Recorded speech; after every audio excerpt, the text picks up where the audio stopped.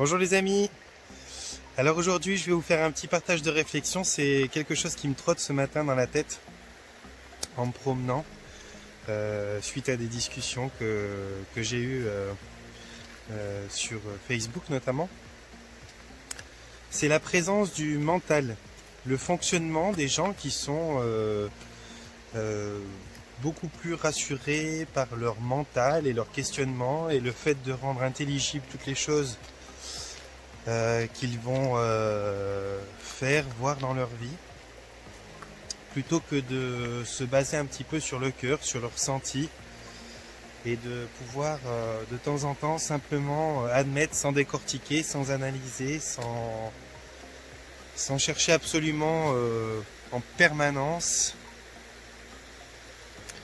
à être dans l'analyse et la compréhension. Alors ça peut paraître dingue parce que on est tous équipés d'un cerveau. Je vous entends rire d'ici, vous allez dire non, moi j'en connais qui ne sont pas équipés. Mais on est tous équipés d'un cerveau qui fonctionne normalement sur ce mode-là, sur ce mode de l'analyse, sur ce mode de la compréhension. Et puis certaines parties du cerveau vont fonctionner en se basant sur les expériences passées et puis les rendre intéressantes et constructives pour votre avenir. Donc si vous faites une expérience où vous tombez en échec, par exemple, je sais pas, vous marchez sur un bout de lac gelé et puis la glace se brise, et bien à l'avenir, vous aurez une espèce d'appréhension quand vous arriverez vers ce type d'endroit-là. Donc quand vous reviendrez sur une glace, sur un lac gelé, pardon, et bien vous allez, grâce à cette expérience-là que votre cerveau a analysé, enregistré, et qu'il a rangé au rang du référentiel d'expérience, vous allez contrôler l'épaisseur de la glace avant d'aller dessus, ce qui devrait normalement vous prémunir d'une deuxième chute. Donc vous protéger, donc vous permettre d'avancer plus librement et de vous mettre moins en danger surtout. Ça, c'est la partie cérébrale que l'on appelle le cerveau reptilien. Le cerveau reptilien, lui, il est uniquement disons 98% destiné à la survie. C'est celui qui s'entend en général très très bien avec l'ego, et c'est celui qui va vous permettre à certains moments de faire preuve de vaillance, de courage, et par contre c'est pas celui qui va vous aider à avoir de la compassion ou qui va vous permettre des choses de sensibilité. C'est vraiment le combattant, celui qui est dédié à la survie, le cerveau reptilien. Et donc, il y a des gens, beaucoup de gens, et il y a même un mode d'éducation et un mode de fonctionnement de l'être humain qui fait qu'on s'est beaucoup appuyé sur notre cerveau, sur notre mental, qui fait partie de nous, hein. Il est nécessaire qu'on soit clair, ni l'ego, ni la spiritualité, ni le mental, ni quoi que ce soit, on doit se séparer de rien du tout, mais on ne peut pas utiliser principalement un canal ou un autre. Il faut vraiment savoir harmoniser l'étendue de nos sens, il faut vraiment savoir apprendre à faire fonctionner nos ressentis, notre mental, notre intellect, et pas mal d'autres choses qu'on a à disposition, parce qu'on les a à disposition pour ça. C'est surtout que la vie dans laquelle on vit, c'est une vie où il y a plusieurs dimensions, où il y a plusieurs choses à voir, mais il y a plusieurs choses à ressentir. Et c'est pas séparé tout ça. On peut pas dire ouais mais moi je suis un mental mais ça va bien parce que j'habite dans tel quartier où tout est intelligible et puis ci ou ça. Non, la vie elle est faite de beaucoup de choses. Elle est faite de ce que je vais comprendre en te voyant, en t'écoutant, ce que je vais ressentir en ta présence, ce que je vais ressentir en ta présence et ce que je vais comprendre en t'écoutant, c'est pas forcément en adéquation. Tu peux très bien avoir une parole qui se veuille rassurante et puis logique et puis qui normalement devrait te ranger au niveau de la personne apaisée et tranquille, mais malgré tout ton ressenti va être un ressenti qui va t'indiquer que quelque chose ne va pas, tu vas pas le sentir. Ça s'appelle l'intuition. Et ça vient pas de ces canaux-là du mental. Ça vient de quelque chose qui est plus au niveau du cœur. Alors pas au niveau du cœur en tant que pompe pour le sang, hein. Au niveau de ce qu'on appelle le chakra du cœur. Il y a énormément de choses comme ça qui sont... pour tout vous dire, moi je trouve ça un peu triste. Il y a énormément de choses comme ça qui sont si belles à ressentir, qui sont si simples à comprendre et qui demandent juste un peu de foi et qu'on passe par le mental, qu'on en détruit la magie, quoi, quelque part. Et c'est marrant parce que c'est ces gens-là qui passent par le mental qui ont de la peine à croire à l'aspect magique des choses. Limite, ça les effraie, ça les écarte un petit peu. Moi, de mon expérience, c'est très personnel, hein, j'invite pas à ce que vous croyez aveuglément que ça fonctionne pour tout le monde, mais moi, de mon expérience, j'ai été extrêmement mental. Après avoir vraiment frimé avec mon mental et puis les capacités de déduction, de persuasion et de tout ce que vous voulez qu'il avait, je me suis retrouvé à un certain moment en remise en question, en éveil de conscience. Et la conscience et le mental, c'est pas forcément lié. Et quand je me suis mis à me remettre en question, lorsque j'ai ma conscience qui s'est éveillée, je me suis aperçu que ma plus grande limite, ma plus grande barrière, c'était mon mental. À ce moment-là, j'ai commencé à fréquenter de plus en plus de personnes qui elles-mêmes étaient assez éveillées au niveau de leur conscience, qui avaient une approche de la vie que j'aimais et que j'admirais même, pour tout vous dire. Et qu'est-ce que ça m'a apporté? Ça m'a apporté que toutes ces personnes-là m'ont dit que j'étais trop dans le mental. Et cette phrase-là, elle m'a agacé, elle m'a énervé, elle m'a mis en colère. Et mon mental voulait y répondre en permanence. Et je croyais que mon mental, c'était moi. Je croyais que mon mental, c'était mon être, tout ce qui passe par mon mental définissait mon identité. Et puis en fait, j'avais pas le recul ni la compréhension mentale, justement, d'admettre que le mental, c'est uniquement un outil. Mais c'est un outil qui est pas plus important que le petit doigt, par exemple, au niveau des mains. Et donc, à force d'entendre ça, de me vexer, de m'agacer, d'essayer de me remettre en question là-dessus, j'ai petit à petit appris à lâcher prise. J'ai petit à petit appris à observer mon mental. Puis, de plus en plus, j'ai commencé à ressentir les choses en fermant ma bouche, en arrêtant de poser des questions. Et puis, je me suis vraiment rendu compte que mon mental, c'était ma plus grande limite. Parce que j'employais que lui, parce que je pensais qu'il était mon identité. Et quand on fait de son mental son identité, on en arrive très rapidement à avoir des gros conflits qui sont très très liés à l'ego en général. Parce que mental et ego, c'est vraiment les deux cousins les plus proches. Et donc, petit à petit, ça s'est éveillé. Petit à petit, j'ai calmé mon mental. Petit à petit, j'ai employé le ressenti, l'intuition. C'est une autre forme de mentalisation de certaines choses. C'est une autre forme de compréhension et ça passe de toute façon par ce qu'on peut appeler la psyché. Mais ça n'est pas le mental au niveau analytique. Ça n'est pas le même fonctionnement. Il y a une espèce d'harmonie entre ce qu'on ressent, ce qu'on comprend. Il y a une espèce d'intuition, il y a une espèce de forme de guidance qu'on peut recevoir de son moi supérieur.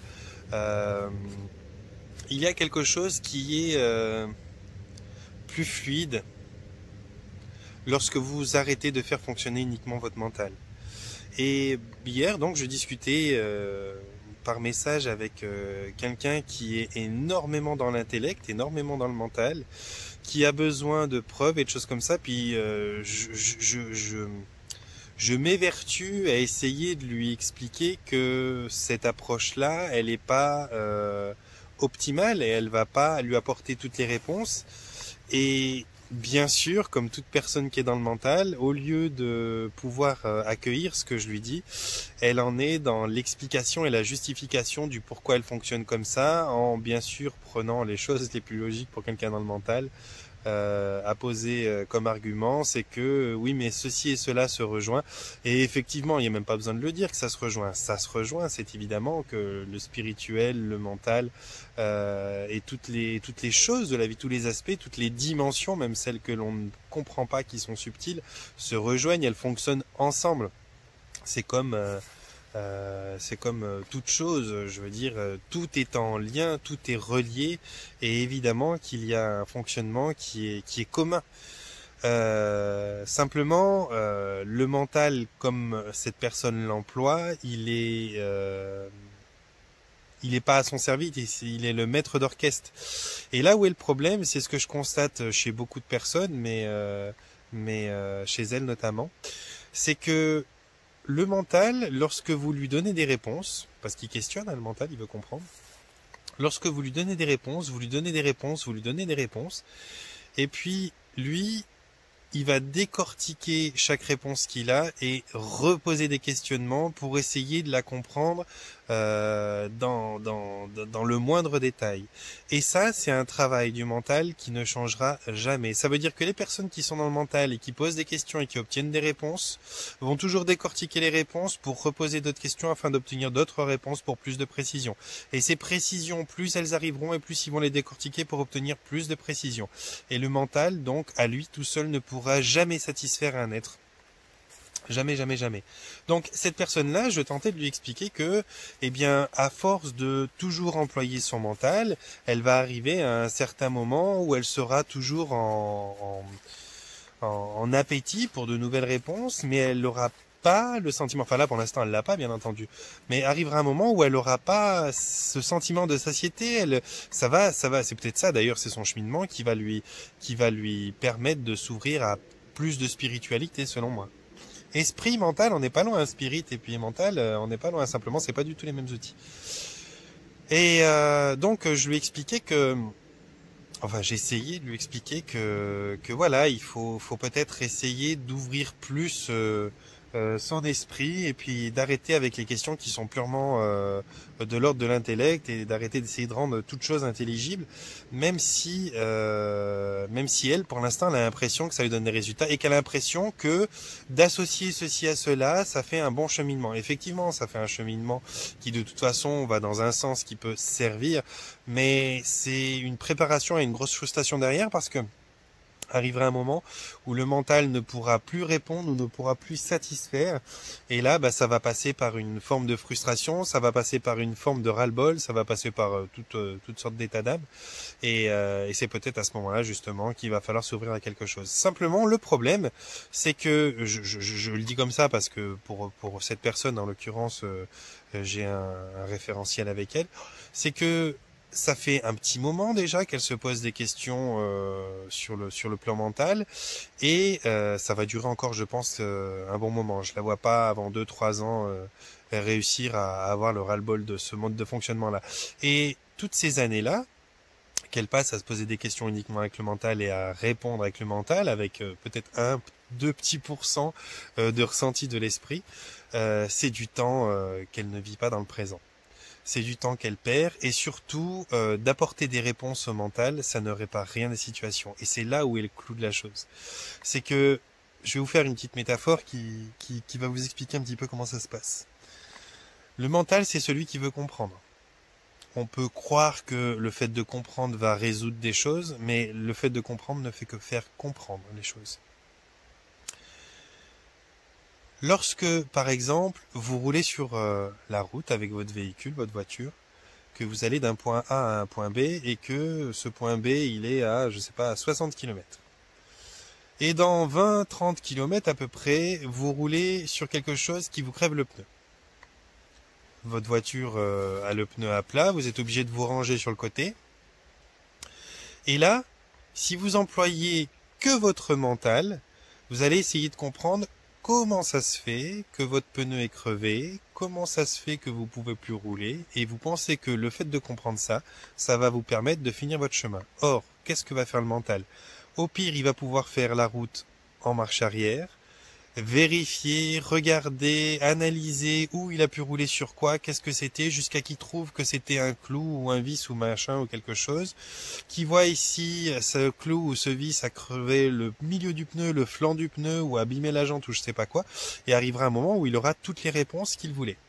Il va dire je sais exactement où c'était là, à 30 cm du bord droit de la route, j'ai roulé sur un bout de métal de pot d'échappement, ça m'a abîmé le flanc du pneu, la chambre à air n'est pas touchée, et c'est pour ça que je ne peux pas rouler. Et le mental aura rempli toutes les possibilités qui sont à son niveau pour vous donner des réponses. Mais est-ce que ça vous permet de reprendre votre voiture et de continuer votre chemin? Non? C'est pour ça que le mental est un gros problème quand on l'utilise que lui. C'est parce que le mental, il donne des réponses, il donne des compréhensions, il a l'impression que en déduisant, en faisant l'analyse de ceci ou cela, ça va lui permettre de comprendre. Et donc, le fait de comprendre, pour lui, il l'assimile au fait de guérir. Sauf que non. Le fait de comprendre, ça n'est pas le fait de guérir. Alors je sais qu'on a été conditionné par ce qu'on appelle la psychanalyse et toutes ces méthodes psychologiques qui ont été employées pendant de nombreuses années, qui sont en perdition maintenant et qui sont remplacées dur et fort par les thérapies brèves. Dont celles que je pratique justement, qui sont des outils qui sont beaucoup plus pertinents, beaucoup plus efficaces et beaucoup plus rapides. Mais on n'en est plus à cette époque-là, et ce fonctionnement, cette psychanalyse, cette façon d'employer que le mental, elle fait perdre un temps énorme, elle fait comprendre des choses, mais elle fait pas avancer. Eh bien, lorsque vous utilisez l'esprit, lorsque vous utilisez le ressenti, vous avez la même situation. Vous crevez sur la route, vous vous garez sur le bas-côté, vous vous apercevez que la voiture ne peut plus rouler parce qu'un pneu est à plat. Et là, si vous employez que le mental, vous savez ce que vous allez faire. Je viens de vous le raconter. Mais si vous employez pas que le mental, vous allez employer un petit peu le mental en vous disant merde, j'ai dû rouler sur quelque chose. Il faudrait que je sois plus vigilant parce qu'il y avait des choses sur la route que j'ai pas observées qui m'ont crevé le pneu. Maintenant, comment je fais pour avancer? Eh bien là, vous allez tout de suite observer dans le coffre si vous avez quelque chose pour changer le pneu, vous allez téléphoner à quelqu'un ou vous allez faire quoi que ce soit qui puisse vous permettre de reprendre la route. Ça, c'est d'utiliser les choses qui sont là dans votre moment présent pour avancer. Et c'est là où on peut s'apercevoir la différence entre quelqu'un qui fonctionne que dans le mental, qu'on pourrait soupçonner de ne pas vouloir avancer, bien qu'il s'en rende pas compte, c'est inconscient pour lui, et quelqu'un qui fonctionne pas seulement avec son mental, mais aussi avec son esprit, avec son ressenti, qui normalement, lui, vous donne l'impression de vouloir avancer. Parce que lui, finalement, il veut pas juste comprendre, il veut changer, il veut guérir, il veut avancer dans sa vie. Et c'est ce que je trouve un petit peu embêtant dans le mental, c'est que le mental permet pas vraiment d'avancer. Il permet l'analyse, il permet la compréhension, il permet le jugement, il permet toutes sortes de choses qui sont ces choses-là, mais c'est assez limité. Mais il va pas vous permettre de guérir et d'avancer. Et c'est pour ça que j'incite vivement les gens qui sont uniquement dans le mental et dans l'intellect à cesser un petit peu d'être uniquement dans le mental et dans l'intellect, mais vraiment d'essayer d'harmoniser le mental, l'intellect, l'esprit, le ressenti, que les choses se passent au niveau du cœur. Alors, on a de la chance aujourd'hui pour les gens qui sont mentales, c'est que la science est en permanence en train de chercher des choses, et aujourd'hui, elle nous explique très clairement, c'est su déjà depuis longtemps, mais ça devient public, disons, assez clairement maintenant, c'est que on a 3 zones où il y a des connexions neuronales dans notre être, dans notre individu. Je m'excuse, j'ai l'impression qu'il y a un castor tout près par là. Désolé. Et donc l'esprit, l'endroit où il y a les endroits où il y a les connexions neuronales, c'est donc le cerveau, ça on le savait, mais il y a aussi le cœur et il y a aussi la partie intestinale. Je vais plus vous dire les chiffres parce que je veux pas faire de bêtises, mais il y a énormément de connexions neuronales qui sont au niveau de la partie intestinale, et il y a beaucoup de connexions neuronales qui sont au niveau du cœur. Neuronal, on est d'accord, on est sur des bases de réflexion, de compréhension et de ressenti. Donc le mental à lui tout seul, il peut pas faire tout le travail.